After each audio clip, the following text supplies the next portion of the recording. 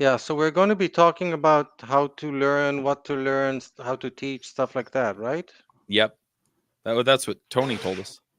Yeah, I thought that that would be a great topic when we talked about it. Yeah, I'm going to share this on the once we get rolling. But the most popular podcast episode on any podcast that I've done, it routinely gets more page views and downloads than like the front page of JavaScript Jabber or anything else. Is the Ruby Rogues episode 131. We had Katrina Owen. She's the one that started exorcism.io. And she talks about how to learn. And it's just called How to Learn. And it people just pick it up and it's referred to all over the internet. So it's definitely a topic that people are interested in. So It's all right. broadly, yeah. Yeah. All right. Well, I'm going to start talking into the microphone like we're recording a podcast, and then, yeah, just a few things. If you need to restate anything, just say so, and our editor will catch it and clean it up. Long pauses get cleaned up, so don't worry if you have to think for a minute. And at the end, we're going to do picks. I don't know if you've listened to the show, but we just shout out about stuff. Yeah, I got some picks. All right. Good deal. All right. Here goes. Hey, folks, welcome back to another episode of JavaScript Jabber. This week on our panel, we have Dan Shapir. Hey, coming from a warm and sunny Tel Aviv, no rockets falling on my head for a change. Yeah, I heard you had a little stuff coming your way, yesterday? So Yes, interesting times. It will come up again in the picks. So if you're yeah, listening in, it's worth waiting for till the end. yep, absolutely. But thank God for the Iron Dome. We'll just put it that way. Yeah. Steve Edwards. How you doing? Coming from a not warm and sunny Portland.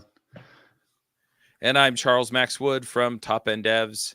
And we have a special guest this week. It is Tony Alicea.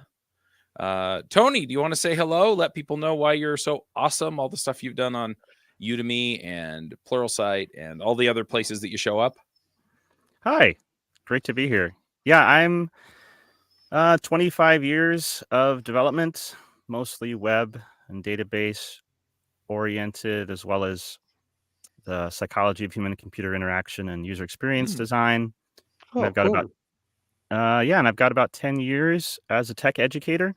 So if anybody out there does know who I am, it would be based on probably my Udemy courses, principally. I'm a Pluralsight instructor as well. Most popular courses has been like JavaScript Understanding the Weird Parts is probably the number one. Mm-hmm.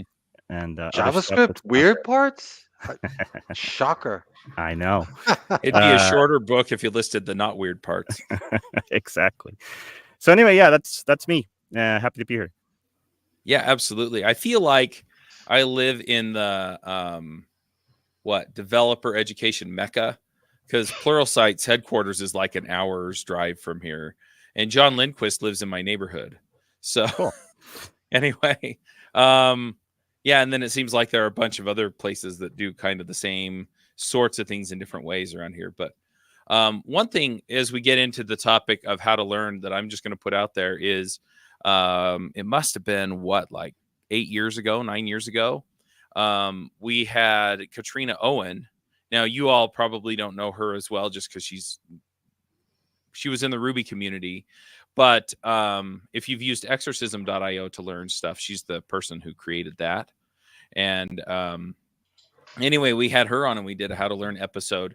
And it gets downloaded easily more than just about any other episode. I mean, new episodes, especially for JavaScript Jabber, get more in a week than that one does.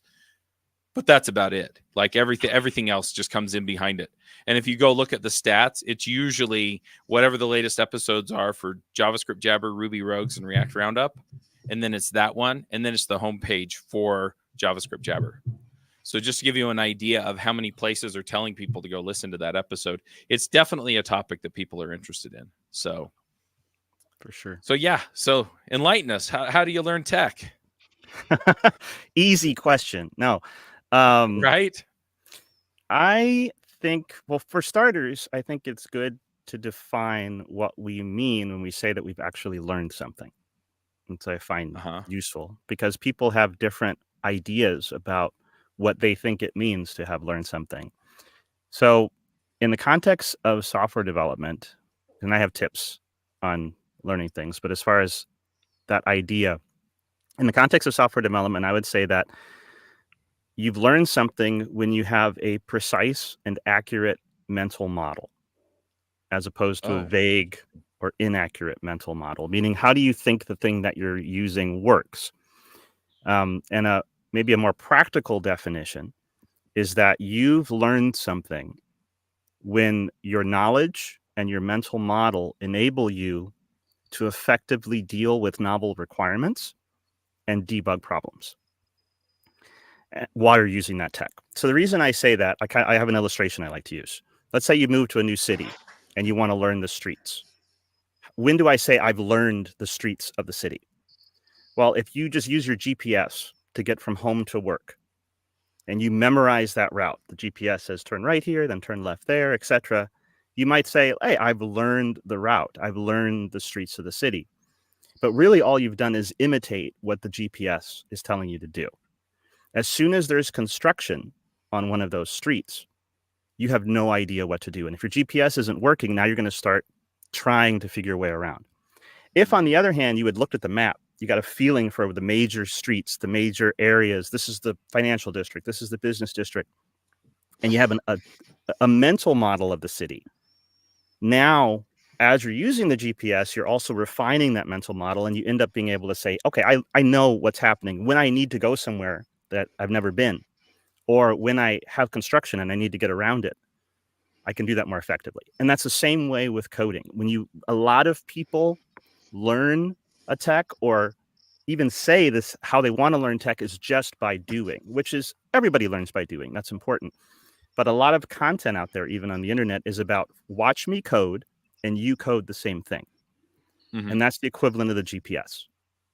You can get from one route to another, but as soon as you have novel requirements, something, your boss, whatever it is, comes at you with something you've never seen before, or you've never done before in a tutorial, or there's a problem that you've never seen before, and now you have to debug it. That's when it shows whether or not you've just been imitating and you have a vague or inaccurate mental model, or you understand to a reasonable degree how this technology works, what it's doing, so that you can then use that mental model to reason on how to accomplish a task or fix a problem. So Yeah, this is a topic I'm pretty interested in and have talked about in various places over the years. And I prefer to think about it as along the lines of what you're saying, but the more completely you know what you're dealing with, then you know when something's wrong. Right. If you know that something, how it's supposed to work, then something's wrong. It's like, okay, that's not right. And then you can figure this is what it should be. You can narrow down to this is what's wrong and go from there. One of the classic examples that I've heard given before, and I started out my career after college in a bank, and I used to train tellers for a little while. And they didn't do this when I was in there, but in the past, what they would do to train tellers is they would just have them sit there and count cash. Count cash, count cash, count cash. Then after a while, they throw in a counterfeit. And because you know the real one so well, you can easily spot when something's wrong. The same is true when you're dealing with tech support with, whole websites.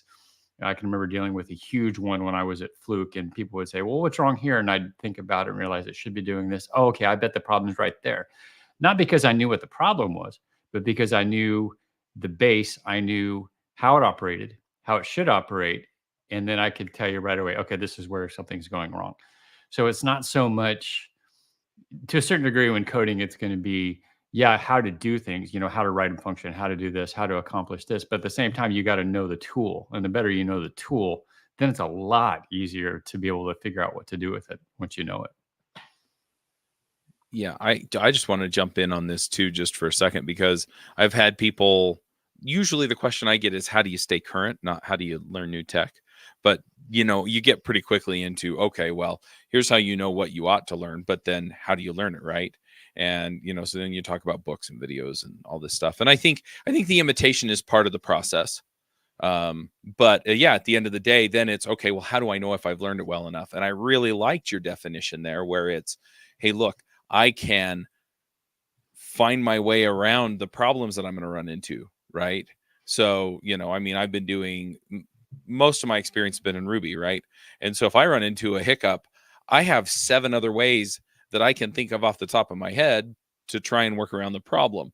I know at least 6 or 7 different tools that I can use to figure out where the problem even is, and maybe it's just a dumb typo. But yeah, I like that as your level of proficiency. Okay, can you do this without the training wheels and solve the problems that are going to come up? Sorry, go ahead, Dan. No, so I have a question about that because your initial definition kind of said that your mental model is accurate, that it actually properly matches the way that the system works. Um, how do you know?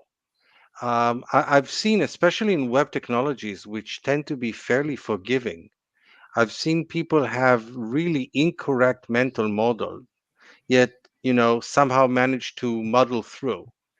And, how do you overcome that situation? How do you realize it even to begin with that you're in this situation? And then once you realize that you're in it, how do you deal with it? Yeah, that's a great question. And I want to say first that I agree that imitation is part of the process. It's just as you're imitating, are you reinforcing a bad mental model? Are you only having a vague one, or are you reinforcing a good mental model? And that's a big difference into how useful that imitation will be. But as Before you far as continue, I have to Mhm, tell really short story imitation. sure. So, my first course in the university, and I'm talking way back when, where people were a lot less computer proficient and computer literate than they are now. So even though it was CS 101 for some of the students back then, it was literally their first time, working with a computer, and the instructor literally wrote on a whiteboard an example "Hello World" program, and basically the first homework was to enter that into the computers in the university and get it to run. Now, his name, let's say, was Joe. So he wrote a hello world that basically wrote, "Hello, my name is Joe." Half the students handed in a program which said, "Hello, my name is Joe." Joe. Right. So yeah. Now, please go on. Yeah, it's a good example. So your question or your thought about how do you know? I think you made an important phrase, which was you said you muddle through. One of the you could say great things about the job as a developer, it is possible to muddle through and get things to work without truly understanding what you're doing to a degree, right? It's possible to have a bad mental model, and either because the system is uh, allows you to, or simply because there's so much information out there on the internet, you can kind of figure your way through it. What I would say is that as a community, in my experience, and I've been doing this, like I said, 25 years, lots of different dev teams. I know a lot of you guys have been doing this a long time. We've normalized banging your head against a wall and not really knowing what's going on, and then having a degree of stress, maybe even if you're under, some kind of pressure. And that's a degree of normalization that I think a lot of other professional areas wouldn't have. Like, you wouldn't expect a doctor to muddle through, right? You would say you need to understand anatomy, as opposed to let's try different meds, not knowing what one does or the other. So, but we've kind of accepted as Been there. development, right? And that does happen, but No, we've kind of I'm accepted it. diabetic, and every time I switch doctors, they do this, right? It's we're going to try this medicine. Now we're going to try this medicine. And I'm going, you don't know what they do? Yeah. Yeah, that's true. And but don't we kind of do that as devs all the time, Uh-huh. right? Like there is a muddle through. When you look at a development team, oftentimes in a development team, there'll be somebody that's the guy you go to when you're trying to debug a problem. Right? There'll be somebody that, oh, in this arena, I can sit here for 2 days and he or she will come up behind me, look at it, and like very quickly be able to figure it out. And what I find is those people are the people with the most precise and accurate mental models of whatever it is that you're doing, based on experience, based on what they're looking at. So if we're saying I'm going to learn something, I like to distinguish that from I'm okay with muddling through. And I think a lot of devs have only, not maybe only ever, but most of their career have only experienced muddling through and have normalized it mentally. This is what it's like. I have a bug and I bang my head and I don't understand why. And eventually we figure it out. And a really experienced dev team that has a really strong mental model actually has less of that, and therefore is more efficient, less stressed, and I would say then really learns what the technology is. That's my personal experience anyway. Can I share an example here? In fact, it was yesterday. So in my church, I'm one of the technology specialists, right? So we do everything from helping with like Facebook groups and stuff. But our stake, and a stake is a group of wards, and wards are just congregations, right? So we get together twice a year, with kind of the larger area, and we have a conference, right? And that's the other thing we do is we set up the audio visual stuff for the conference. And so there's another technology specialist, and he's been doing this for a while. And so I went and I helped him set things up on Saturday night in the main building where the conference was going to be held, but we were transmitting it to the other building that's over here by my house. And so, I helped him set everything up, and I've done enough audio visual stuff. I mean, I've been podcasting for like 18 forever. And so, right. So a lot of the stuff was familiar, but then when I came over here, the part of it that I'm not familiar with is the PA system. And so I got everything hooked up to the computer so that I could stream from the other building, right? I had it hooked up to the projector. I had it hooked up to the little TV so that people sitting on the rostrum could see it. And I couldn't get it to play through the PA system. And so he helpfully sent over the correct cord so that I could hook the projector up to the PA system. And I hooked it up and it still didn't work. And eventually he had to come over and show me what to do, right? Because I had hooked it up wrong. And yeah, now I know how to do it, but that the muddling through didn't work. Right? Yeah, I had to have somebody come in and say, no, this end goes in the projector and this other end goes to the PA system. And if you hook it up this way, then, and as soon as I saw it, it was like, oh, right, that's obvious. But anyway.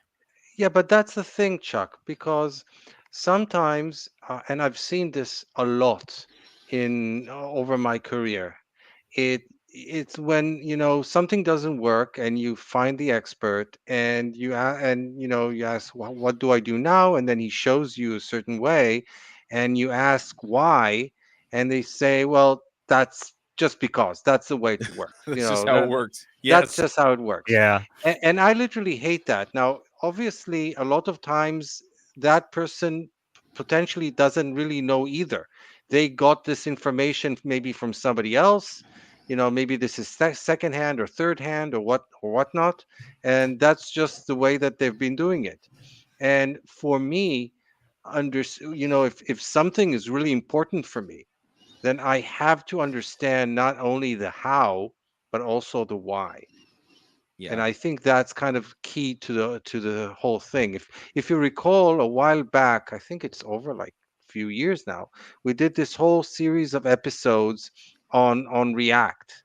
And instead of talking about this React API or that React API, we spoke about why React works the way that it does. Why does it have a virtual DOM?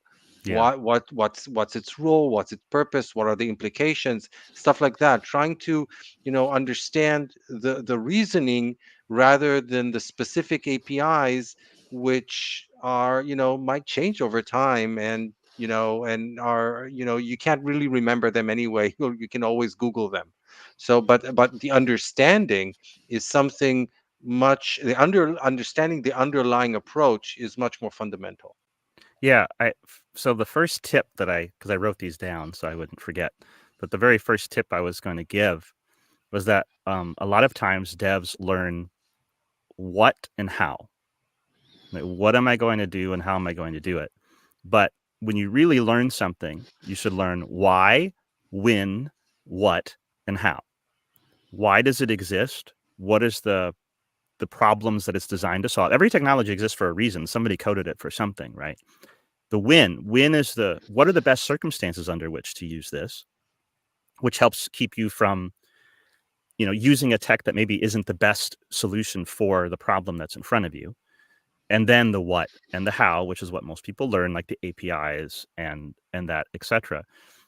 Where do you go to find that? Well, what I find very useful is to go seek out the earliest introduction of that technology out there on the internet. It could be an RFC, it could be a blog post, it could be a conference talk somewhere on YouTube. When was the first time somebody said, hey, introducing, and then the tech that you're talking about? Sometimes the documentation will always have it. We'll have it as well sometimes, but you can definitely, in most cases these days, find some original introduction of the technology where they get into the why. For example, I released a course a couple of years ago on HTML and CSS, and in the course we go to the PhD thesis from one of the inventors of CSS where they talk about why CSS works the way it does, and it's fantastic because it gives you the beginning of a good mental model, so that all the things that a lot of developers find weird with CSS actually make a lot of sense. Interestingly, we recently had an episode with Rich Harris, the creator of Svelte. Excellent episode, by the way. I think it was one of our recent bests. And I brought up that I first met him when he gave like the first introductory talk about Svelte. It was Svelte 3. When he just came out, it was coming out with Svelte 3. It was rethinking reactivity. He gave it in a conference I was attending. And it's an amazing talk. And if you want to understand like the why of Svelte, that was an awesome place to start. And indeed, that video has something like 350,000 views. And I highly recommend it even today, even though they're now rethinking all of it with Svelte 5 and runes. And if you want to learn more about that, you can definitely listen to our podcast with him. But it's a great approach what you're suggesting, and there's also a similar talk about React with the person who created React. I forget the name of the talk. Um, it's Was that Jordan that gave the talk, or was it somebody else? I forget. I'll need to check. But he goes on afterwards to also start talking about what's that that programming language. Oh, my head isn't working. Never mind. But I'll try to find it and post a link if and when I do. But I totally agree, and I think it's a great approach. And I've not, now that you've said it, it seems to make so much sense to me. That's great. Yeah, and I love finding those things, right? Because then you set yourself up, because a mental model is built from the foundation up. What we're doing a lot of times when we're learning via API is we're trying to infer a mental model from like the leaves of this decision tree where all the decisions are made on people designing this technology. But if you can start at the roots, somebody had a problem and they were trying to solve a problem. And if you can be there with them, if you can be, in the head of the people that invented these things, it's going to make it so much easier to learn everything. So that's the first tip. The second tip that I have is I like to call it be curious about how something works. And what that means is a few things. If you're dealing with front-end web technology, look at what's being delivered in the network tab. Right? Look at the things that you're actually using. A lot of people just sit in these abstractions. But the problem is, in order to be able to just sit in an abstraction, the abstraction has to be perfectly contained with no leaks. There does not exist a front-end web technology that does not have leaky abstractionness going on. you always have to understand the fundamentals. And I know you guys had a really great episode on fundamentals. So my definition of fundamentals is one or two abstraction layers below where you're working. So if you're sitting in React, a fundamental would be the browser APIs and JavaScript, right? Okay. Those are fundamentals. So if you can be curious and look at how are the fundamentals being used with this technology. And that means, like I said, looking at what's in the browser tab, stepping through code beyond your own. That's a great thing about JavaScript libraries and frameworks, you can actually step into them and see what's going on. And not being afraid to read source code, which that can be controversial. And I'm not saying you have to read every line of source code for everything, but having a good model can be so useful. So I just released a 16.5-hour React course. And in Wow. it, we literally stepped through React source code. I read every line of React 18 to prep for this course. But it is so useful. It's so incredibly powerful to start to get a mental model and to not see things as just this thing that just happens in the ether, but as just other people's code. And that's incredibly powerful. So for React and for example, for any JavaScript framework, talking about connecting fundamentals to this abstraction, how do we figure out how a JavaScript framework works? Well, we know one of the fundamental things it's doing is updating the DOM. So you pull down all the code because it's open source, right? It's a free education. You can pull down all the code for React or any other framework.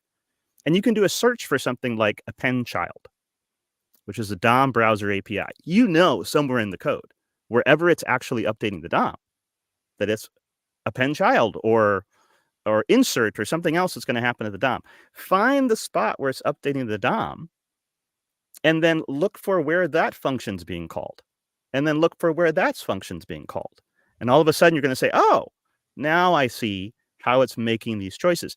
It may be complicated. It may not be like I'm going to read every line and immediately understand it, but you can start to get a feel. One of the things I say in the course is like the rules of hooks is a thing that people memorize in React. Well, I can't put it in a loop.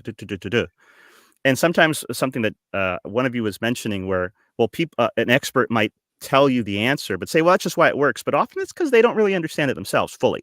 I see a lot of people say, well, hooks are kind of a thing that, well, they can't be in a loop because they're kind of like arrays or different things.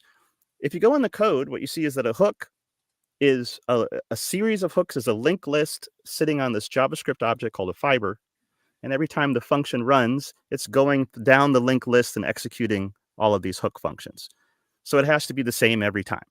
It's just going down a linked list. And I talk about it in the course, and we do diagrams and things. But ultimately, when you have a precise and accurate mental model, as opposed to a vague or inaccurate one, you can infer the things that other people are memorizing. I can infer the rules of hooks because I understand how it works. Oh, of course it works that way. Of course I can't do that. You don't even have to tell me that because I understand how it works. I had another experience recently. Vercel, I think, updated their documentation based on a conversation I had with them on Twitter, where they had a Vercel, React server components come out. And the idea is, oh, we're not going to send JavaScript to the browser for the components that you run on the server. But if you know how React works, you know that it's keeping two big trees, the DOM and this fiber tree, in sync. And they have to be complete and match. So there's no way there's not some JavaScript going after server rendering to fill out that tree that React needs in order to do its work. As it turns out, it is. It's called the RSC payload or the flight data. And when you go to Vercel's issues that people submit, there's a bunch of people going, I have all of my server rendered HTML is doubled in all these script tags at the bottom. Can we turn that off? And the answer is no, because that's how React works, right? But because you know how it works, you look at that and go, yes, that is a cost of initially sending HTML because I need to somehow put together the fiber tree. And so when we have that mental model, we're also not surprised, right? We make better architectural decisions because now we're not just going to go, I'm going to switch to this new tech because everybody says it's great.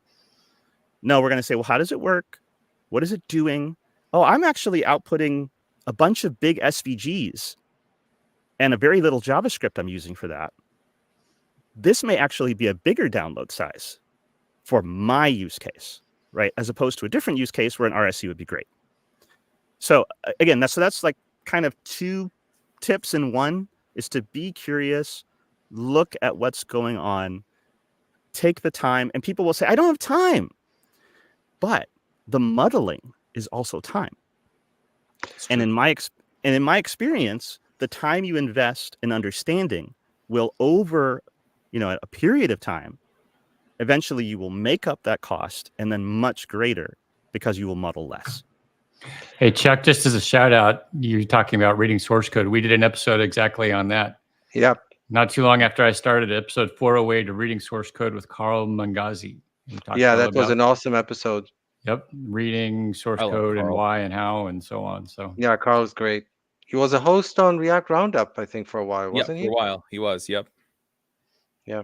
So, Tony, I have a question for you. I wanted to clarify something that you sort of skipped over early on when you were talking about learning. You were talking about muddling and how, a dev team generally has one person that sort of can come along and look at it and say, okay, this is a problem because they have that better model. There's a big gap between getting from here to here. And to me, and I guess what I'm curious to hear is your viewpoint on learning by doing and failing. So you talk about muddling through, and that's sort of a waste of time, and how generally you want to go back and understand, ideally in a perfect world, you want to be able to understand how everything works. So then once you understand that, you can infer what's going on and so on. And I get that.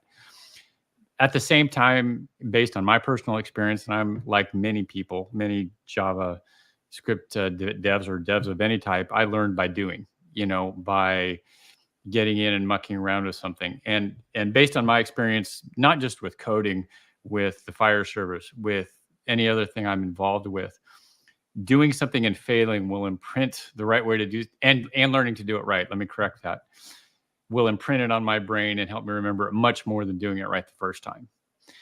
And so, people say practice makes perfect. And my choir director in high school had a great sign that said, no, perfect practice makes perfect. Because if you practice the wrong thing, then you're going to end up doing the wrong thing later when it really counts.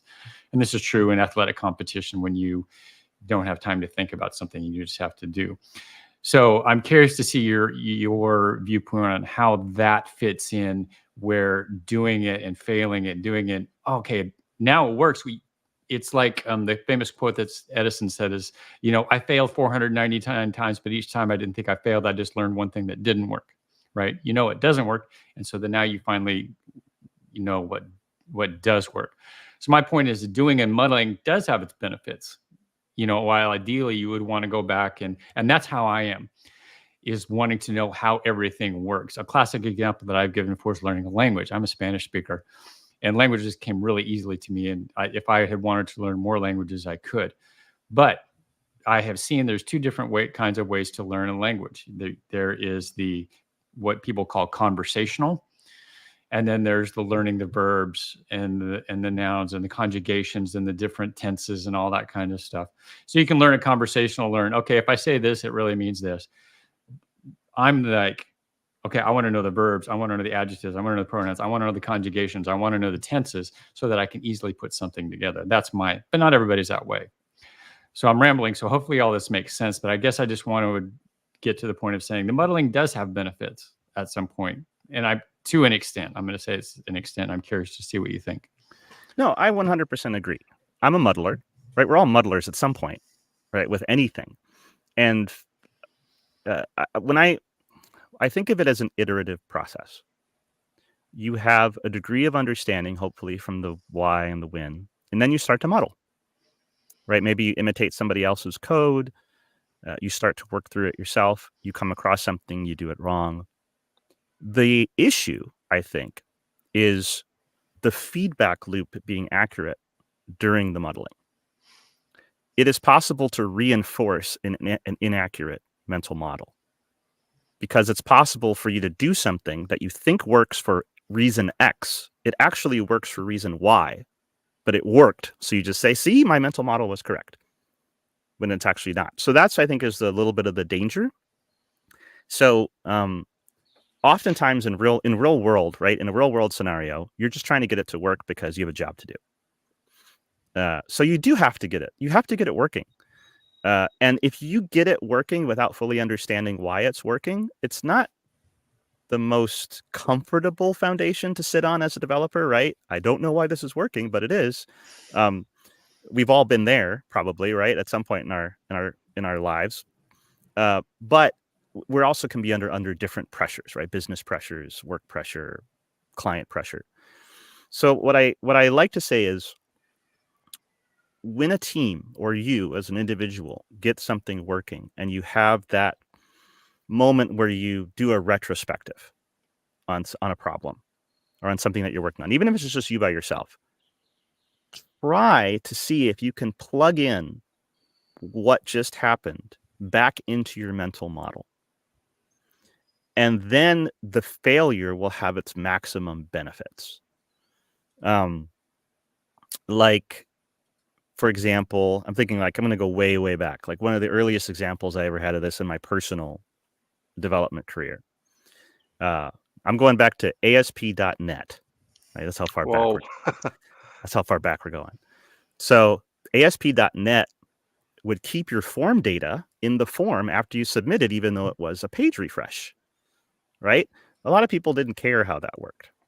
But what it actually would do was a big hidden variable, a hidden input in the form that encoded all of your form data so that it could pull it back up again on the refresh. But if you did a form get instead of a post, it would go up in the URL. And you could actually get a URL that was longer than was allowed by the browser. And then when it went to deserialize that data, everything explodes. That's one of those things where you had to figure it out. Right? Why isn't this form working? This giant form that we're building for this government business. And you look at all these reasons. And then when we finally realized it was the browser, for me, that was like a fundamental moment in my dev history where it's like, okay, I muddled through. We figured it out. But now I need to plug back into my mental model. This isn't some amazing, the data just stays there. No, somebody coded so that all that form data gets stuffed into an hidden input. And then now you got to think about your fundamentals. Now you got to move an abstraction layer below to see what happens. So now my mental model is, whenever I'm building a form, is that form construction process has this other piece to it that I have to think about. And from that point on, I think that really influenced how I dealt with the after effects of the muddling, right? Is what am I learning from the muddling? Is there an abstraction layer below that I can now clarify in my head? Oh, this is how this is working. And then I have to muddle less the next time. One thing that I'm a bit concerned about in the context of this modeling and getting something that works and leaving it as kind of as is and just moving on is the impact that AI is having and might have, where people are using AI to generate some code, get it to work, and then just move on without really necessarily understanding, the code that AI wrote for them. Yeah, I think that's a major problem. People have asked me, as a tech educator, people ask me, should I still be learning to code because of AI? And my statement is, now you actually need to understand the code, because you're going to have an AI generate it for you. Somebody's still going to have to figure out why it doesn't work. And sure, AIs will get better at debugging over time, but there's always going to be something novel that the AI doesn't know about, whether it's a new framework or a new technology. Those things take time. Current AIs don't reason. They just predict based on previous code, right? So really, the dev that's in the most danger, I think, in the AI age is the dev who just copy paste code without understanding it. Yeah. And learning a tech so that you understand what's happening under the hood, so that you understand how it works. I have a phrase that I've used for 10 years, don't imitate, understand, which is, don't just follow along, understand what's happening as you follow along. It's okay to learn by doing, but actually learn while you're doing, right? As opposed to, I give the GPS example again. If I GPS my way to 5 different locations in the city, I now have a broader level of knowledge, more APIs, but I still don't have deep understanding, right? I have a vague mental model. And so it is possible to just keep on adding GPS routes to your to your experience in the city and never learn the city and, get away with it. You do okay. But you're going to run across less dead ends and less turning around and less stress and getting to where you need to on time if you just learned how the city was laid out. If that makes sense, to expand the illustration. Yes, it certainly does. And to kind of exasperate this issue, a lot of web technologies, first of all, the core fundamental web technologies and a lot of the stuff built on top of them, like frameworks, are actually really forgiving. So, for example, if you look at React, and I review a lot of React code, and I see, and I always look at it from a perspective of performance, and I see, for example, a lot of re-renderings going on. Now, re-renderings, you usually still end up with the correct rendering that you want to achieve, and that's what the developer is looking for. Is my end state the one that I wanted to get to? But they're going through so many renderings in order to get there, and a lot of these are, could have been avoided given a better understanding of how React works and how and when and how it updates stuff. Yeah, I've just been talking about this a lot. And React, I think, because of its nature, actually requires you to understand how it works to use it well, to build performant applications, to avoid foot guns.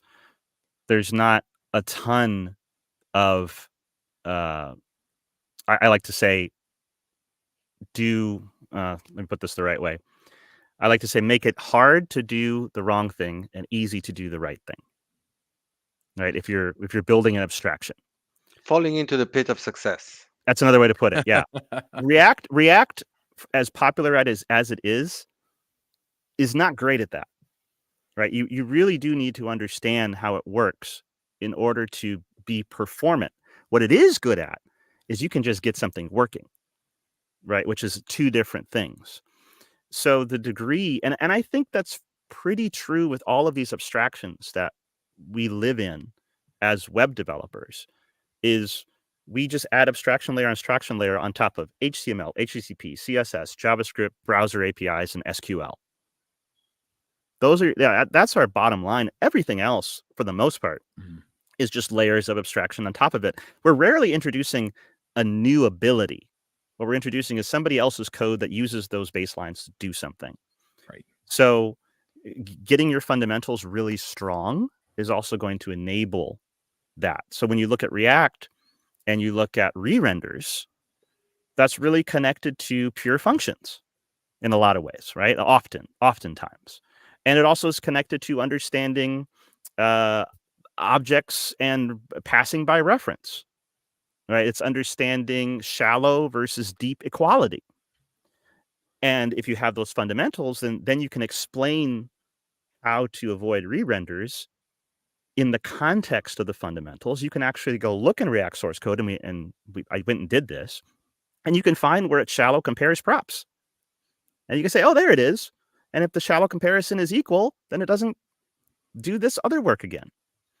And now your mental model makes it so much easier to remember how to do these things. And that's maybe the other piece of the puzzle when it comes to muddling versus understanding. When you don't have something to connect to in your mental model, I find that it's easier to forget a point. Don't do this, do that. We're not good at memorization as humans, right? As people, we prefer recall versus reminder, right? So recall is just like, oh, I remember this thing. But reminder is, oh, this thing connects my brain to this other thing, and now I remember. Like you tie a piece of string to your finger, and now it's a reminder. When you have the fundamentals, those become reminders on top of the abstraction layer. Whereas if you're not connecting back to your mental model, then you end up just trying to remember everything. And that's actually really hard. So what I say is, as far as a tip is, how do you even do this? Another tip is find the blogs of people who are building the thing that you're using. You can often find somebody that is explaining it, that's writing a blog post. And sometimes you'll find that blog post has like 10 hits. Like people aren't really reading it. It's just somebody that's just working on it. And they're like, hey, we did this cool thing. Go to the repo, find the major contributors, and then go find them online and see if they're talking about it. You can find treasure troves. And inside the source code, I mean, I found this inside React 18. Sometimes you can find nice, large comment sections where people are explaining themselves because these are just people writing code, right? So sometimes even the comments in the source code of the thing you're using can be clarifying. So that's another way to try to find An interesting way that I use to try to test my understanding of a topic is to see if I can explain it. If and without going into hand waving, stuff, can I, if somebody were to ask me why does something work a certain way, am I able to actually provide a good enough answer, an answer that I'm okay with? If I can't, then I cannot really say that I understand that topic. 100%. Yeah, you understand and not everybody has experience teaching, right? So there's teaching techniques is one thing, but can you teach it from a standpoint of not just what to do, which I think Steve had mentioned, there's not a person that comes along just as because it works the way it works, but can you say this is why it works that way? Then you actually do. And the hand waving is really interesting because I see this all the time where somebody at a conference told me something, or I saw something in a YouTube video and I think it kind of works this way. But you can tell when it's vague, right? You can tell whether somebody really understands it or doesn't. And that's not a knock against anybody. We learn over time, right? Somebody introduces an idea to us and they think, okay, I've got this kind of vague notion now. That's cool. And then over time, we get deeper and deeper. That's just iterative nature. It's not bad, right, to have a vague notion. It's just that our goal is to have a more precise notion. And to be aware of the fact that your current level of understanding is vague. Now, you might decide for a particular topic that's good enough for now. Obviously, I can't know everything, and I do need to prioritize my time and effort. So maybe it's okay for me to just have a vague understanding of a specific, let's say it's a framework that I'm not currently using. So I want to understand its benefits, maybe like dabble with it a little bit, but I'm not going to invest any significant effort in it. But if I'm going to say this is something that I'm going to be using regularly at work, and this is a core, aspect of my job description, then I'm going to delve into that. I'm really going to try to get a good understanding. And again, it works for me because I actually kind of am an extrovert. I like to talk. I will often actually just schedule internal talks within my company, even to explain a concept to the other developers. And getting there requires me to become proficient in that particular topic. Yeah, 100% agreed. And I think that distinction between I need this for a moment and I'm going to use this more often is also a good way of determining how deep do I need to go. If you're going to learn a new framework and you're going to build an application with it, then you want to go deeper.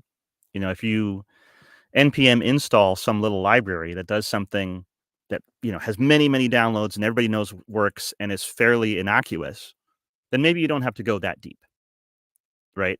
We're all limited on our time and our energy. So sometimes people hear this kind of discussion and I find people push back. It's like, I don't have time. I don't have time for all this. And again, I say, well, how much time are you going to be spending in this thing? And that means how much time you're going to be muddling through or struggling with a problem. Then you're pulling from the future is another way to call it. You can buy that time from the future right now and help yourself in the future. And that doesn't mean you're not going to make mistakes, fail, run across problems. All it means is that as you iterate on that, you find a problem that challenges your assumptions. We all make decisions on assumptions, right? I think I know how this works. I have a set of assumptions in my head and I make a choice. So we come across something that challenges our assumption with the tech Well, there you go. There's the hole in your mental model. You just found it. So now we're going to go try to fill it in at the sources that we can, whether it's stepping through code or finding somebody online. In some cases, you can go to a Discord and people that are working on this tech are available to answer questions, which is amazing, right? So you can, or some other, place like Facebook or Reddit or something like that. So I think it's also important to note that we're not alone in the endeavor. There are other people out there who can also help us to understand. I just want to chime in because I think there's another reason to be doing what you're talking about and being proactive and picking up this other stuff, and that is that, in fact, there's a comment on YouTube from Henri, and he says, "No one has the patience anymore, though they want now." But the point here is it's for me, like what motivates me is not well, if I learn this now, then I'm going to have built up all of the building blocks, right? Or I've got kind of the framework fitness, because I'm into running and stuff, right? And so I'm thinking, I've built up the stamina and the skills, and right, I know how to make it through a long distance run. For me, it's also part of the reason why I go out to run or do whatever else I'm doing is that there's a certain aspect of the kind of person I want to be. There's a certain aspect to the kind of discipline that I want to have. And this is just another manifestation of that for me, right? So it's good that I can, I can get in there and I can muscle through a problem, and that I know how to handle, oh gosh, I have a blister on my foot, or a figurative programming blister in my code, right? But there's the other part of it that's just, I want to be excellent at what I do. And this is just table stakes for that, right? I want to be just the top-notch developer I can be, a top-end dev, if you will. And so, right, this is part of that. And this is part of that philosophy for me is just, okay, you know what? I'm going to get in and understand it. Now, am I ever going to have to dig into this code and write something against it? Probably not. But like you're saying, it does help me understand what's going on, and that ups my game, and it helps me become the kind of programmer and manifest the kind of person I want to be. That's such an interesting statement, and I've had plenty of students over these years, and so now you get into kind of a human issue. We all are going to fail and muddle and muscle through. Nothing against that at all. Nothing. It's a necessary part, and it's valuable. I do find that sometimes a person's willingness to dig in actually has to do with their self-view as a developer. Kind of like done a lot of tutoring of kids in math over the years. And you have kids who just say, I'm bad at math. That's my son. It drives me crazy. Yeah. And when you go and look and help them, you realize the book is terrible. Right. It's not teaching them well, but they instead make it a problem with themselves. And I think that out there, in my experience, there are devs who got themselves a job, maybe they have some imposter syndrome, and they see themselves as, this is how I have to do it because I'm not capable of understanding any deeper than this. Right. And my statement is the same as those kids who say they're bad at math. You've just been taught poorly. It's not you. That's the message I just often give to my students. In that, as instructors of technology, we often suffer from something called the curse of knowledge, which is a user experience design concept. That once you know something, it's very hard to remember what it's like not to know that thing. Yep. So you may have people at your job, online, and they're talking to you, and they're using words that sound big and complicated. And they're not, but you just don't know the vocabulary. And so now they're lost in the conversation. So I have this thing in my courses for years where I call it the big word alert, where as soon as we hit a phrase that you may not know, we stop and we explain it, and then we move on. Because you're totally capable of understanding this. Vocabulary is not intelligence, right? It's just vocabulary. So we as developers are often taught poorly because teaching is a whole different skill than coding. So you may feel like you're incapable of understanding at a deeper level, but if you start to approach it little by little from building your mental model and you work on your fundamentals, then the better your fundamentals are, the better you can read source code, the better you can step through code and understand what's going on.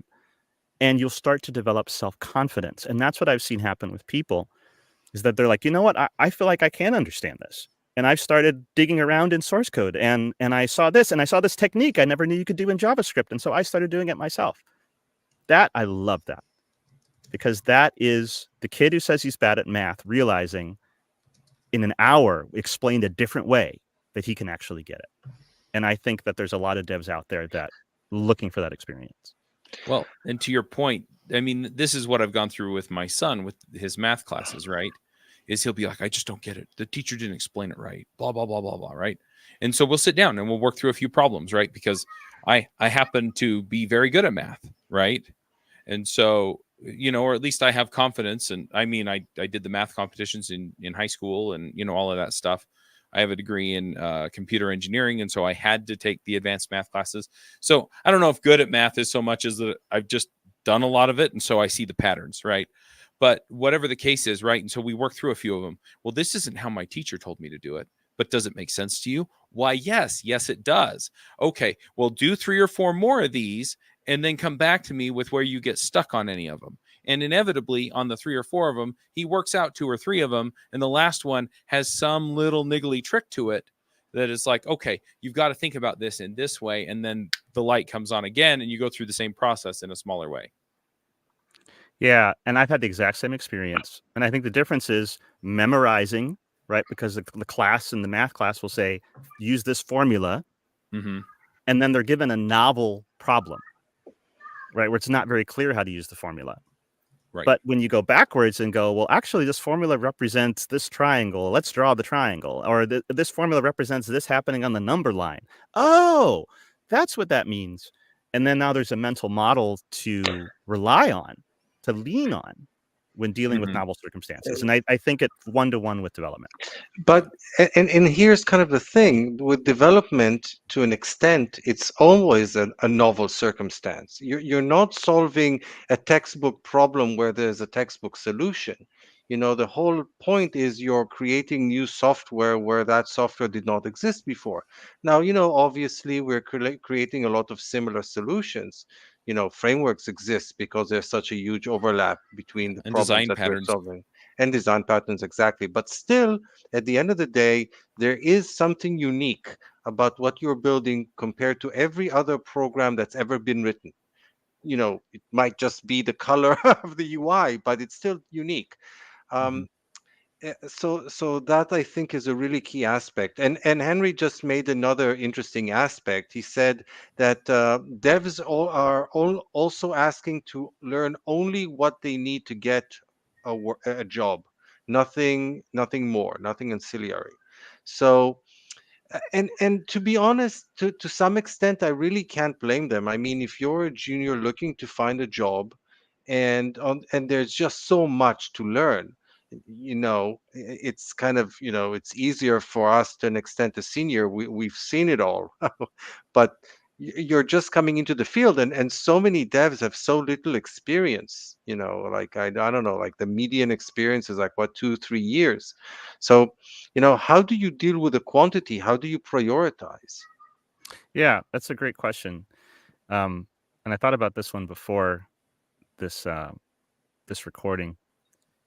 And I think that really is a practical question. If you do not prioritize based on social media, please, because social media. Thank you. Yeah. Where is it on the hype cycle? It's right at the top. Go for it. Yeah, exactly. So the funny thing is, if you're on social media, you will be led to believe that all 100% of dev jobs is building new stuff on the latest and greatest thing. If you've actually been a developer for any good period of time, you'll realize that a good portion of your job or jobs out there is maintenance of things that already exist. I have a course. My first course I ever made was on Angular JS, not Angular, Angular JS. Do you know that course is still popular? Why is that course still popular?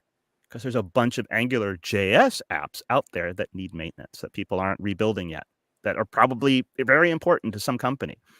So the prioritization is basically what jobs are available and what are you going to be working on in those jobs. So yeah, there's plenty of React jobs out there, right? Because React's been around a long time. Not because React is the latest and the greatest. It's just there's a lot of existing software or existing tooling. But you may look up a job and it's something that's not the latest and greatest. And that's okay. You know, if you were to post it out there on social media, they might say, oh, well, you're going to be hurting yourself in the future for future jobs and things like that. My response to, I need to know this latest and greatest abstraction in order to get a good job is shore up your fundamentals. Because if you shore up your fundamentals, you can learn anything, any abstraction on top of the fundamentals. Amen. Yep. Yeah. I always look for that. Whenever I interview, I'm looking for a person that has a good grasp, that has the capability to learn. You know, the fact that you happen to memorize a particular technology is a lot less interesting for me than your ability to, you know, learn new stuff as it comes your way. Yeah. I'm also a Spanish speaker, and I learned the language as an adult. And so I kind of relate it. I think Steve was mentioning it. You may not know every word in the Spanish dictionary. You may not know the entire vocabulary, but if you understand conjugation and sentence structure, you're going to be able to add vocabulary very easily. But if you just memorize words and phrases with no concept of sentence structure, you have a much harder time. So getting the fundamentals is your sentence structure, your grammar. It's your grammar of the web. And now all of these things, whatever framework it is, and you know, maybe you like one over the other, it's fine. It's about ergonomics and about how it works and its goals. Great. But it's still just an implementation, right? It's still just vocabulary on top of the grammatical structure of the web itself. Yeah, but web fundamentals looks less appealing in your resume than I want to add a couple of things to this. So, you know, to the spoken language example, I took French for 6 years in junior high and high school, right? And I was fairly proficient. My grandmother was French, and so I would go practice with her. I'd just sit and chat with her. And I wasn't great at it by any means, but the fundamentals are the same in all of the Romance languages like Spanish or Italian. And when I was 18, I got a call from the church to go serve a mission in Italy. And so, you know, I went to a missionary training center and they taught us Italian for 8 weeks and then, you know, dropped us in the middle of the country where you realized you really didn't know Italian. But the point is that because all of those concepts were the same, I picked it up a lot quicker than a lot of the other people because, you know, it didn't matter that I had spent all the time doing React Romance language, right? I could pick up Vue or, you know, French and learning Italian. And so it really does help because the more you see and the more you have some of the similar problems solved, a lot of these pieces fall into place. But the other thing is that, and this is to your point of what are you going to use, right? I knew for 2 years I was going to use Italian because I was going to live there, right? And to a certain extent, though, I also want to extend this to what you want to eventually be using, right? And so some people, they're just like, I've coached, I don't know how many people, right? And one poignant example that I had, there was a guy that was working for a company and he's like, look, this is a great company, but they're using Next.js. I don't know if you guys even remember it. It's this oldish framework. It's kind of got some .NET roots. It was really clunky. I did a little bit of work in it way back in the day. And anyway, he felt stuck, right? Because he knew that nobody else, right? Finding another job using Next.js was just not going to be a thing for him. And so that's where I was encouraging him. Okay, right. So if you're working in AngularJS and you're like, well, maybe my next job will be Angular, like Angular 15 or 16 or whatever they're on now, right? Go learn it, right? Go learn it. And then you can parlay that into that next position that you want to be in, make that your current position, right? And I encourage people to do this all the time. I want to be a well-known developer. All right, well, you know, that's not a programming framework, but go to Toastmasters, right? Or I want to write a book. Okay, well, start writing a blog every day and start building those skills, right? This applies to everything. But the point is that, you know, it doesn't just have to be what am I going to use, but what am I going to use in the next dream job? That may be what you're spending some of your time on. Yeah, 100%. It's the job that I have and the job that I want, Mm-hmm. basically, right? Yep. And so be open. I say, when you shore up your fundamentals, you can be open to any job that you have, because it's always going to be building on those fundamentals, and it'll make it easier to have the time to learn the thing for the job you want, Right. because your time is limited, right? And if you have whatever your personal circumstances are, in order to make best use of that time, let's say I want to learn whatever the new thing is, and I don't use it at my current job, but that's where I want to be. Okay. How quickly can you learn the new thing will depend on how good your fundamentals are. That's so And true. then, yeah. And then, so it may take you months versus literally weeks, right? As far as a difference, or days in some cases, because you can just look at it and go, oh, this coder did a thing. And essentially you sit at the level of the person who invented it, instead of sitting an abstraction layer above where you don't really understand what's happening. Another illustration I like to use is that of a drain. If you drop something down the drain in your sink and you have no mental model of how plumbing works, it's like, oh, well, it's gone. But if you understand how plumbing works, you might have a chance of getting to it. And if you're a guy that works for the city and understands how the whole sewer system works, you have an even better chance, right? So it's how long will it take you to retrieve the thing depends on your mental, like the depth of your mental model. So the learning and implementing anything is just time. And these frameworks have a lot of crossover. Mm-hmm. These concepts are not like 100% unique to every framework. They're implementing it in different ways. There's different quirks. There's different Everybody's decisions. doing signals. Yeah, signals is a great example. I want to learn Solid.js, or I want to learn signals in Angular or Quick. Well, you can learn, if you know JavaScript well, signals is just implemented in JavaScript. It's not a new web technology. I mean, there is a proposal now for signals in the browser, but it's just some JavaScript code. You could make your own signals. Now, maybe you probably shouldn't do that because other people are doing much more robust ones. But if you understand it conceptually as just other people's JavaScript, you can learn any of this stuff much quicker. Yep. Mm-hmm. All right. Well, we're kind of getting toward the end of our scheduled time.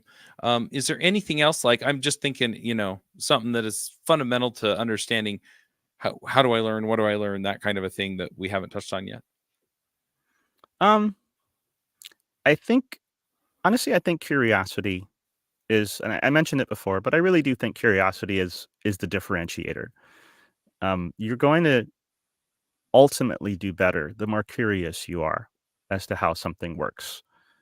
And because the more curious you are as how something works, the more motivated you'll be on how something works. So working on building curiosity usually comes from experience.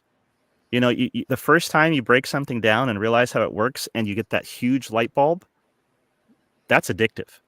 You're going to want to go back to that feeling. And so work on, even if you're not motivated too much, try it for some aspect of something you use in your work every day. Feel that light bulb moment, and that will help you go back to it again. I love it. Honestly, that curiosity makes it more fun anyway. It's true. All right. One of the main reasons that I love this field that we're in is that it's like solving a riddle, like every day. People are paying me to solve riddles, and that curiosity and that sense of accomplishment is something that I'm really addicted to. Yeah, and the riddle is cross discipline as well, right? I'm the director of education for a company called the Smythe Group, SMYTH. And I've worked with a lot of these people for a long time. And you have devs, and you have user experience, and you have dev ops, and you have all these things. But getting all of it to work together well, and that's another aspect of understanding and learning tech, is the more curious you are, the better your team dynamics will be, the easier time you'll have interacting with other people on your teams, including other developers and other disciplines. It turns into less of this kind of vague notion of how things work into a complete notion of how things work, and that actually makes it easier to have nice interactions, enjoyable interactions with your team. At least that's my experience in my work with those folks and my work over the past, over many years. It just is beneficial overall. So before we stop, I think we owe it to Henry. He's made so many excellent comments throughout this episode. He raises a question specifically about the WordPress community, but you might apply it to anybody who's working in legacy tech. Like, is the WordPress community curious, or is, if I'm like kind of quote unquote stuck in some legacy framework, how curious am I? That's an interesting question. I think my experience is that your curiosity will yield less stress and faster production as a developer. So even if you're, let's say, a WordPress, and I've seen this happen, you're using some kind of CMS and you're kind of stuck in that place. But you can be the person that figures out the problem really fast. For example, you might have a CMS where other people are writing content, and you're kind of working on the tooling for them to write that content and the widgets and whatever else. And they manage to do something that just breaks a page. The curiosity comes in now, or again, with the fundamentals. What's happening with the CSS? Can I make the HTML more semantic and accessible while I'm doing this? What is WordPress generating? What are the problems with the way WordPress generates HTML? How can I maximize my use of it? There are places you can find that. I've seen it happen, right? You can be a dev in a situation like that, and it's maybe not the latest and the greatest, but you can still say, this is still somebody else's code. This is still somebody doing something for me. And I can still see these problems, not as these huge frustrations, but as opportunities for me to step an abstraction layer below and figure out how to solve these problems much more quickly, because these problems are my stressors. Like, I don't want to be spending my time with these problems. So another way of saying it was figure out what your stressors are in these technologies, even if they're legacy, and be curious about how to solve those stressors more quickly. And I would like to add to that is that in some cases, if people are just looking to deploy something and then move on, it's a legitimate approach, but it becomes a race to the bottom because you're dispensable. There's nothing unique about you.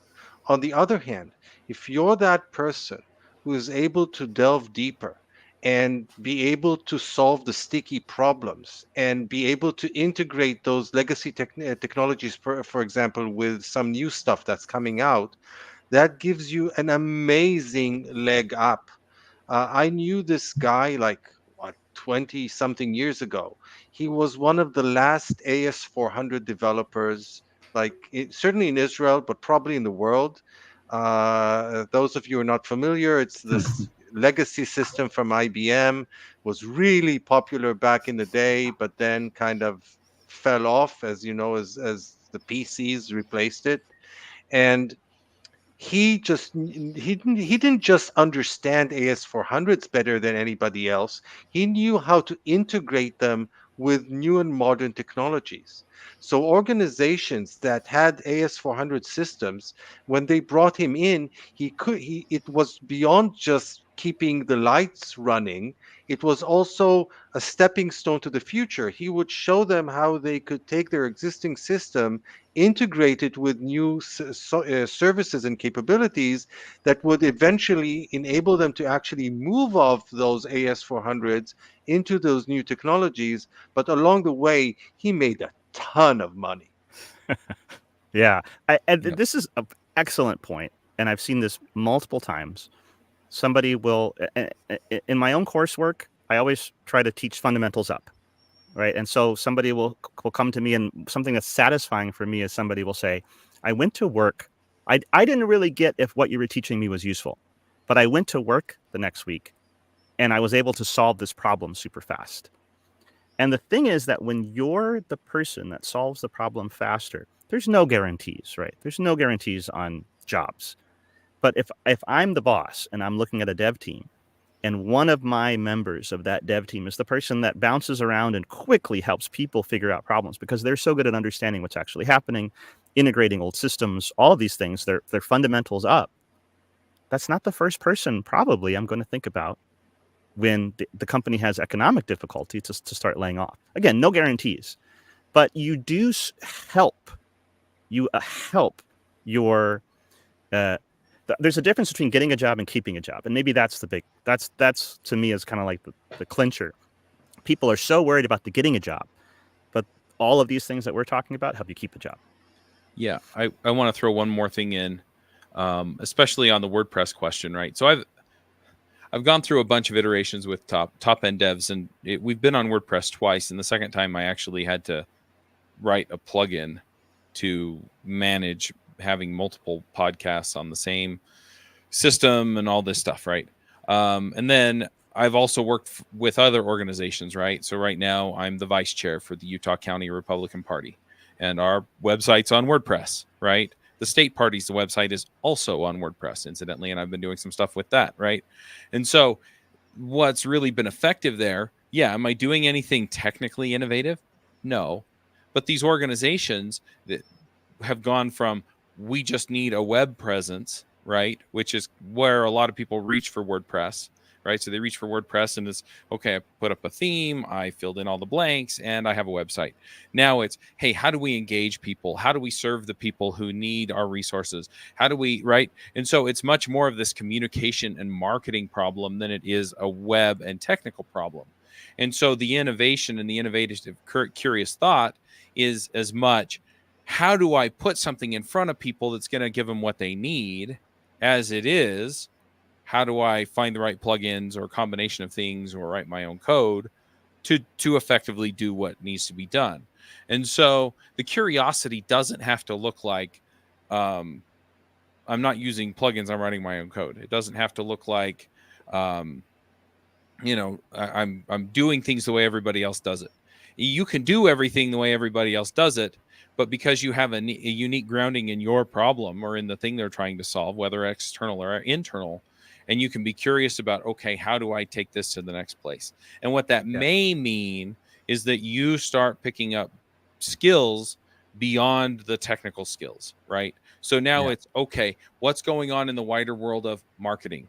What's going on with the wider world of outreach, prospecting, sales, whatever other function this WordPress site supports. And then you start coming back and saying, okay, now what are the solutions? And your curiosity technically might be, there are 8 different membership plugins that I can use. Which one best fits my problem? And then from there, it's, okay, well, how can I make this better fit my problem so that it works best for the people who are going to use it? And so, yeah, you're not out there reinventing or inventing some new technology, but what you are doing is you're finding that novel way of solving the problem with the tools that already exist, that now that you understand the problem better, right, you have all the pieces to bring together, if that makes sense. And I've spent many years straddling the line between user experience design and development. And that is really the sweet spot, I think, as a developer. What we're there to do is solve problems. Mm-hmm. We're not there to try to figure out the code to work. Like, the code working is part of the job, but you're actually there to solve the problems that the software is solving. So even if you're in a legacy system, get to know it really well, so that you're spending most of your time with, hey, is it accessible? Hey, is it? Oh, there's a problem that they're trying to solve and they can't figure it out. I know that we can solve this problem this way. And it's not about implementation, like how can I do it in the code? It's more about what's the right solution to solve that problem. And that can be very satisfying. Absolutely. Yeah. Henri asked also what to do when the plugins create technical hurdles. And I don't know exactly what he's seeing, but what I've seen, especially in WordPress, is that sometimes your plugins conflict, right? Mm-hmm. And so then you get unexpected behavior. And that, to me, goes right back down to those fundamentals, right? Yeah. How does WordPress work? How does it put this together? How does it load the plugins? What order does it load them in?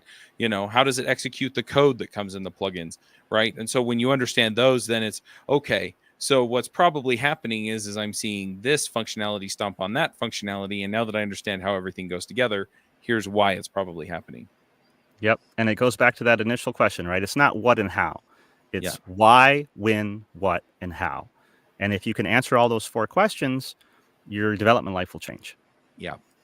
All right, we're really getting up to our hard stop, so I'm going to push us over to picks. This has been awesome, Tony. Before we do picks, where do people find you online? Okay, so AnthonyAlicea.com, ALICEA. My new course, you can find at understandingreact.com if you want to spend that time with me. I put a JS Jabber coupon in there for people too. The smythegroup.com, SMYTH, is the company that I'm working with as well, that helps dev teams be their best selves. Some interesting things there. Yeah, so those 3 things. And then on Twitter, I'm Anthony P. P is in Paul or Peter, Alicea, ALICEA. Awesome. All right, we're going to do the picks. We'll let you go last. That way you can kind of see what we're talking about here. I have a joke for Steve before he does his picks. And I've heard this one before, but somebody told it and they thought it was hilarious, which made me think it was hilarious again because they were just laughing about it for like 20 minutes. But the joke is, how do you catch a unique rabbit? Can I give you the answer? Yeah. You sneak up on him. Uh-huh. How do you catch a tame rabbit? Tame way. You sneak up on him. Yeah, exactly. All right. Go ahead, Steve. What are your picks? Okay. I have one pick, one dad joke for today, and it's a little longer one, but it's well worth the wait. So there were 3 kingdoms, each bordering on the same lake. For centuries, those kingdoms had fought over an island in the middle of that lake. One day they decided to have it out once and for all. The first kingdom was quite rich and sent an army of 25 knights, each with 3 squires. The night before the battle, the knights jousted and cavorted as their squires polished armor, cooked food, and sharpened weapons. The second kingdom was not so wealthy and sent only 10 knights, each with 2 squires. The night before the battle, the knights cavorted and sharpened their weapons as the squires polished armor and prepared dinner. The third kingdom was very poor and only sent 1 elderly knight with his sole squire. The night before the battle, the knight sharpened his weapon while the squire, using a noosed rope, slung a pot high over the fire to cook while he prepared the knight's armor. The next day, the battle began. All the knights of the first 2 kingdoms had cavorted a bit too much. One should never cavort while sharpening weapons and jousting. Hold on, I'm going to get my sound effect here. And could not fight. The squire of the third kingdom could not rouse the elderly knight in time for the combat. So in the absence of the knights, the squires fought. The battle raged well into the late hours, but when the dust finally settled, a solitary figure limped from the carnage. The lone squire from the third kingdom dragged himself away, beaten, bloodied, but victorious. And all that just goes to prove the squire of the high pot and noose is equal to the sum of the squires of the other 2 sides. Oh man. Ass joke. Wow. That was That's a long road to impressive. hoe, but well worth it. That was awesome. Yes. Amazing. All right. Dan, what are your picks? And then, here's I got you one got more more? dad. Sorry, Tony. My I'll wait. specialty is dad jokes. But so interviewer says, forget everything you learned in college. You won't need it working here. Me, but I didn't go to college. And he said, well, then you're unqualified for this job. Yeah. That's too close to the truth for me to laugh at it. Anyway, so I've got 2 picks. I'll start with the first one is this show that we're watching on Netflix. It's called Ripley. It's spelled Ripley. It's really interesting, kind of out there. It's black and white. It's about this grifter in the 60s that goes to Italy to, on a mission for this wealthy family to return their kind of wayward son. And it goes into really odd and dark places, but it's really interesting. We're enjoying it, but it's kind of out there. So it's like I said, it's called Ripley. So that would be my first pick. My second is I mentioned the fact that yesterday, as of the time of this recording, Iran fired a bunch of rockets, well, actually missiles at Israel. So something like 170 drones, something like 110 ballistic missiles, some cruise missiles, and whatnot. And Israel was actually, with the help of others like the US and Jordan and other countries, was able to actually shoot down the vast majority, something like 99% out of all the rockets fired, something like 7 made it in.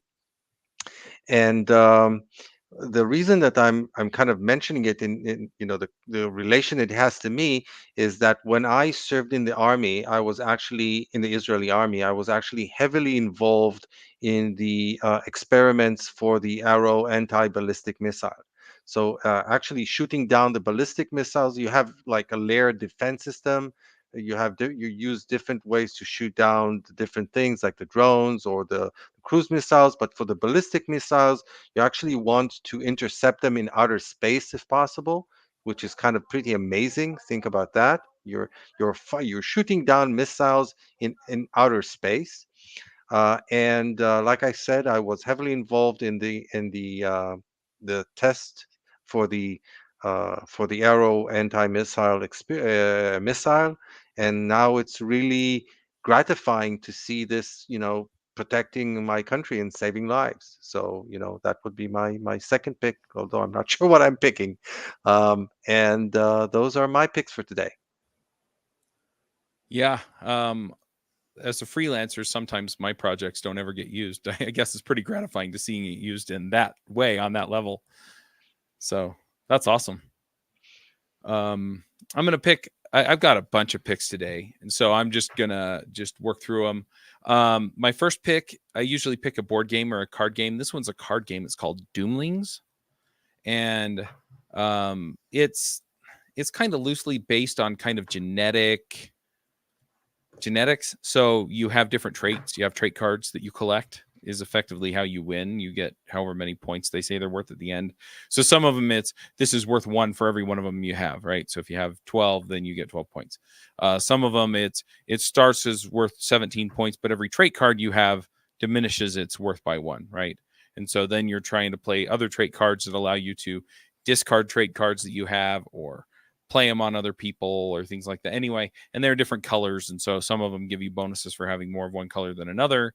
Some of the trait cards allow you to penalize other players, and what you do is effectively you have 3 catastrophe cards in the age deck, and so every time you hit a catastrophe, it has some effect, right? So you have to get rid of one of your trait cards, or you have to get rid of one of a certain color, and it usually decreases your gene pool, which is your hand size. And then at the 3rd catastrophe, whenever it shows up, the game's over and you do the game end effect on that card, unless somebody has something that tells them they can Chuck, do this something is different. getting really complicated. That's the whole game. That is the whole game. It has a board game weight of 1.75. So it's pretty easy to pick up for a casual gamer. I mean, and I basically just told you all the rules right there in like 1 minute. Yeah, it sounds a little complicated altogether, but if you sit down and play through it once, it's pretty easy to pick up. It's definitely something that I think my 8-year-old could play, though I don't know that she'd really get the interplay between some of the trait cards. But yeah, anyway, it was a fun game. Played it with my 12-year-old. We had a good time. So I'm going to pick Doomlings. And then I have a couple of other picks. One of them is an app, and this is one that my wife and her friends were playing with each other, and then she got all my kids on it. And so I got on it because I wanted to participate with them on it. It's called Finch, and it's a self-care app. And so what you do is every time I get into it, it asks me how I'm doing, right? How motivated are you? Or how do you feel right now? Or something like that. And then you can put a bunch of tasks in, and they're usually supposed to be self-care tasks. But I've been putting tasks in for things like do an hour of sponsorship outreach or do an hour of just regular developer outreach. I usually do both of those on LinkedIn. Or my truck had a bunch of garbage in it, so it was remove at least 1 piece of trash from the truck every day, right? And then you get points for that, and you send your Finch on adventures, and he grows up and stuff like that. And you can send encouragement and things like that to the other people that you're connected to.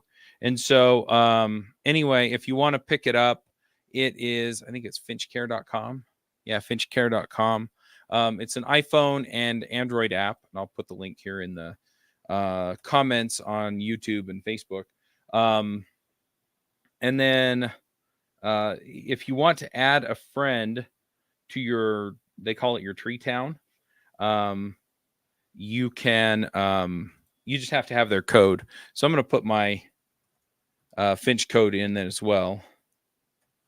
And so if you get Finch and you want to add me to your tree town, right, so that you can send me encouragement and I can send you encouragement, in order for me to be able to do it for you, you have to send me your code too, but that's fine. You could just email me or something, and I'll add you to my tree town. I don't particularly care. But yeah, so it's just kind of a fun way to be friendly to other people. And so I'm going to pick that. And then I've decided that I'm going to run another marathon this year. It's been about 5 years since I ran a marathon. And so I'm using a system called Training Peaks. It's free. They do have a paid version, and it gives some features that are kind of nice. I used to have the paid version, but I don't anymore. And then the nice thing about Training Peaks is you can go and buy a training plan. So I already owned a 16-week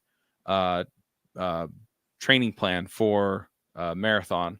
And so I plugged that in. The marathon I want to run is St. George, and that's at the beginning of October. And so 16 weeks is the middle of June. And so I just picked up another plan for $5. That's a 10K plan, and it's an 8-week plan. And so it finishes, and then I have a 1 week break, and then I get right into the marathon plan. But it just gives me that workout so I can go do it. And so I like to go out for 45 minutes. My first workout's 30 minutes. So I'm going to go walk for 15 minutes and then run the 30-minute workout that it gives me. So anyway, really dig Training Peaks, and so I'm going to pick that as well. It's just a lot of, I guess, self-care, live your best life kind of stuff. And then the last pick is 75 Hard. I'm going to do that again. I've done that like 3 or 4 times now, and it's awesome. There's a full Live Hard program that comes on after it, right? So you do the 75 days, and then you can do the other 3 phases. Last year I made it through phase 1 and just had trouble getting started again because there's a mandatory break between phase 1 and phase 2. And so I think this year I'm just going to keep doing the stuff, even though I can't track it for the 30 days. And that way, when I get back into it, I'm not so out of practice on the habits that I can just stick with it. And I think that's kind of the idea is, even if you slack off for a little while, you have the discipline to get back on and go. So I'll put links to Training Peaks and 75 Hard in the comments, and we'll let Tony share some picks with us. Yeah, well, you guys usually mention some board gaming stuff. I'm a big board gamer. I'm also a tabletop RPG game master, so I wanted to give my picks on. Let's be friends. I wanted to get my picks on how to get into it or get your family into it, your kids, friends. So my favorite, real quick, for board gaming, Forbidden Desert by Matt Leacock, who did Pandemic and other games like Forbidden Island. There's a new one, Forbidden Jungle, but Forbidden Desert is still my favorite by far. Cooperative game. You can tell a story with the kids. It's fantastic, and the game is very different every time you play. So that's a stand out of that game. Yeah, so love that. And then when it comes to tabletop RPGs, if you want to get into that, 2 recommendations. There's something called Fate Accelerated Edition. Fate is a tabletop structure. Accelerated Edition is a very fast and easy way to run just about any story you want to run with some dice. There's even a bunch of kids RPGs that are built on top of it, but it's also great for adults. So Fate Accelerated Edition, FAE, is great. And I also highly recommend Tales from the Loop, which is absolutely fantastic. There's like free music you can find online that goes with it. There's great imagery that you can use with it, but it's basically kind of like a cross between Stranger Things and the Goonies, where your kids solving mysteries. Absolutely wonderful RPG, Tales from the Loop. And there was also a TV show. It's based on some artwork and things, but the RPG is absolutely fantastic way to get into it. So those are my picks. Awesome. I kind of expected you to pick Gloomhaven or something. I like my big heavy board games. I'm a big Lacerda guy. I've actually I have some stuff out there I've built. If you go to gameswithtony.com, I've built helpers and solo modes and stuff like that. But I really love certain themes. I love sci-fi. Okay. I love adventure. Those are the themes that really appeal to me. Awesome. Yeah, well, next time we're both at a conference, we'll have to fit whatever games we can in our bags and see how it goes. Sounds good. All right. Well, thanks for coming. This was fun. Yeah, I had a great time. Thank you for inviting me. Yeah, it was excellent. Thank you very much. All right, folks, we're going to wrap it here. Until next time, Max out. Adios. Bye.